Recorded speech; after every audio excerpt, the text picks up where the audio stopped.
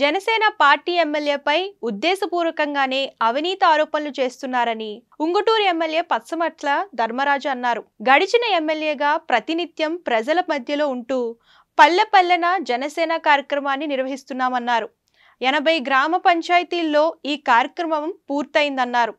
అయితే ప్రజల్లో జనసేనకు పెరుగుతున్న ఆదరణ చూసి ఓరలేకపోతున్న కొన్ని రాజకీయ శక్తులు అసత్య ఆరోపణలు చేస్తున్నారని దుయ్యబట్టారు.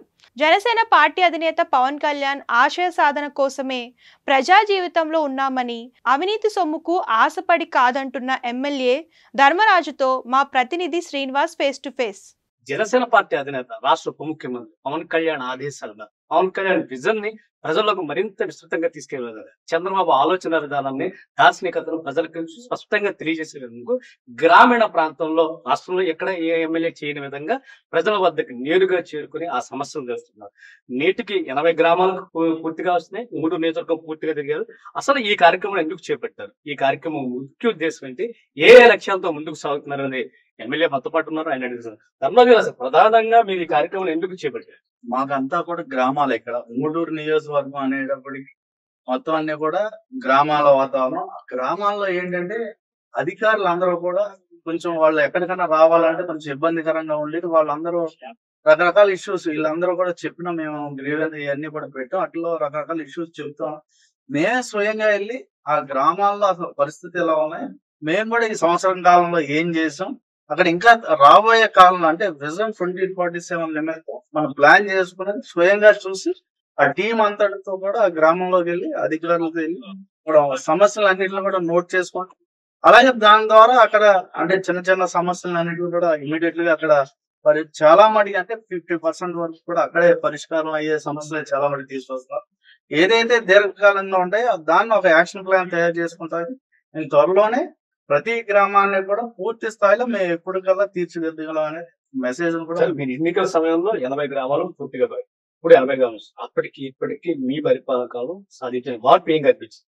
ప్రజలు ఎంతో ఆనందంగా ఈ రోజు అంటే మేము వెళ్తామంటే వాళ్ళందరూ కూడా చాలా పనులు చేశారు, ఇంకా చాలా ఉన్నాయని చెప్తున్నారు.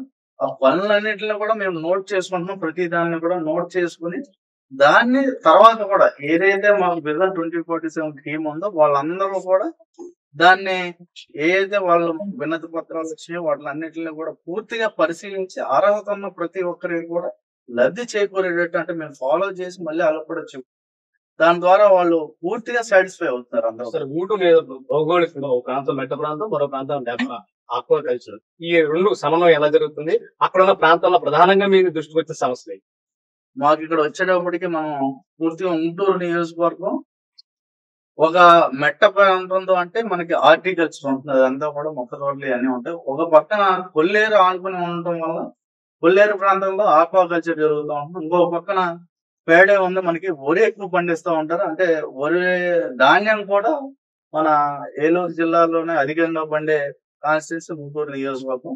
అలాగే మనకి ఈ మూడింటిని కూడా అంటే ఉంగుటూరు నియోజకవర్గం భౌగోళికంగా 3 రకాలుగా అంటే కొంచెం మనకి ఏదైతే మనకి ధవళేశ్వరం మనకి ఏలూరు కాలువ ఉందో ఏలూరు కాలువలో నుంచి నీరు వేడికి వస్తాం. అలాగే బోర్స్ ద్వారా మనకి అప్లాండ్ లో పంటలు పండించుకుంటాం. మనకి అలాగే ఇండస్ట్రీస్ కూడా ఉన్నాయి.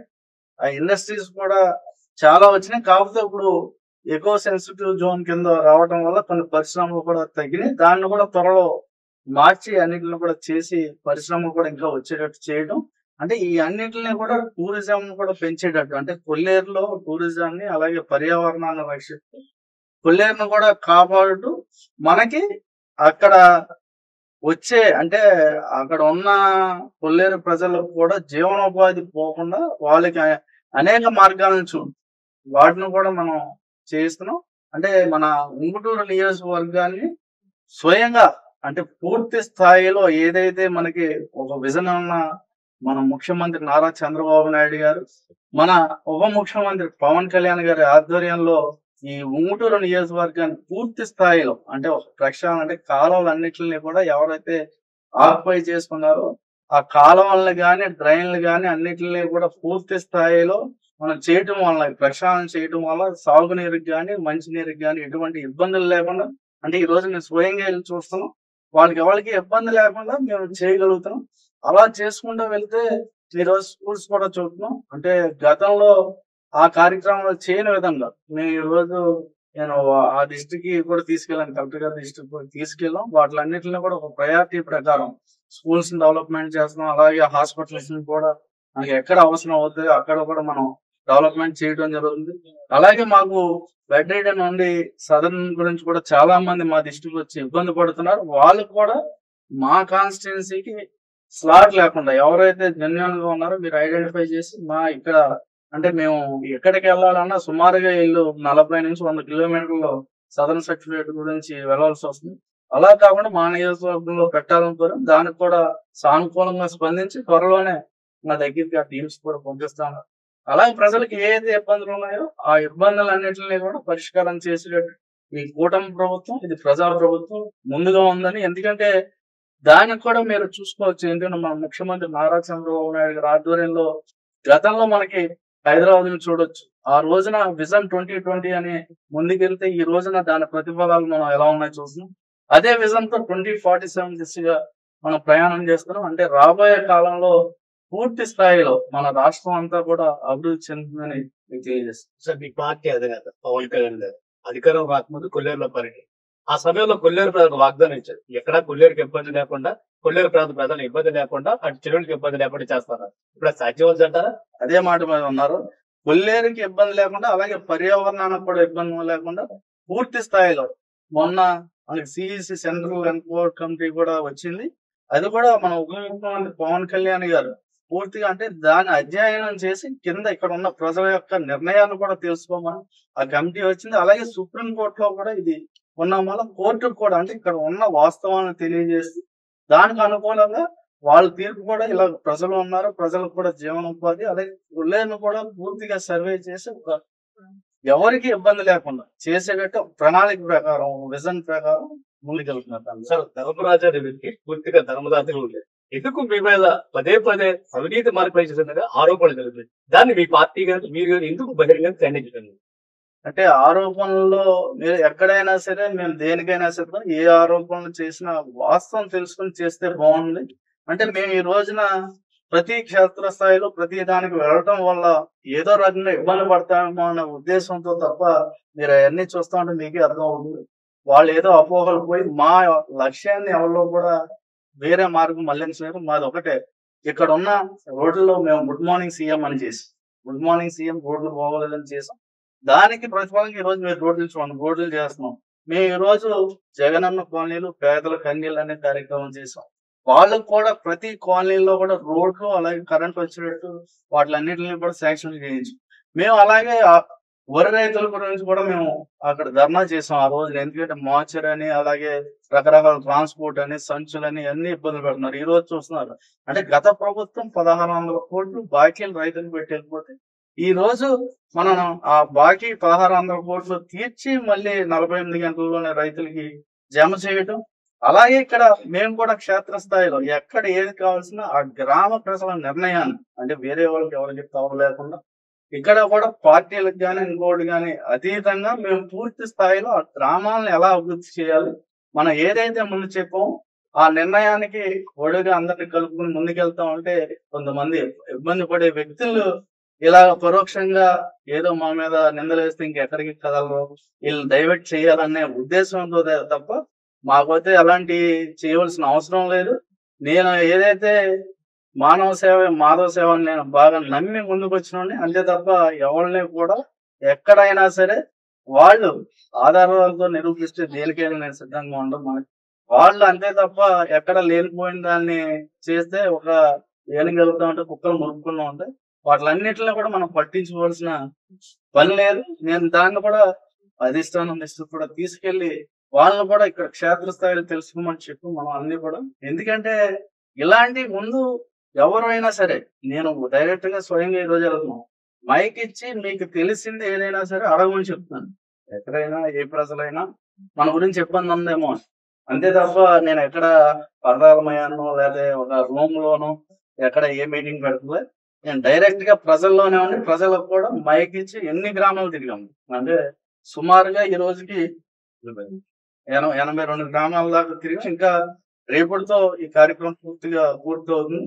ఇవన్నిటిని కూడా మేము రోజు కూడా దాన్ని అసలు ఏం వస్తున్నాయి సమస్యలు అన్నిటిని కూడా చూసుకుంటూ ఆ కార్యక్రమంలోనే బిజీగా ఉండటం వలన వీళ్ళు ఏదో ఒకటి రాసుకుంటారు. అంటే చాలా మంది మా కూడా తిరిగిన మా జన సైనికులు గాని, కూటమి నాయకులు గాని చాలా మంది ఆవేదన అంటే నాకు చాలా సంతోషంగా ఉంది. నన్ను అనేటప్పటికి వాళ్ళందరూ కూడా అసలు ఏమీ లేని దానికి ఇలాంటి అపనిందలు ఏంటి ఇవన్నిటిని ఇలా చేస్తున్నారు.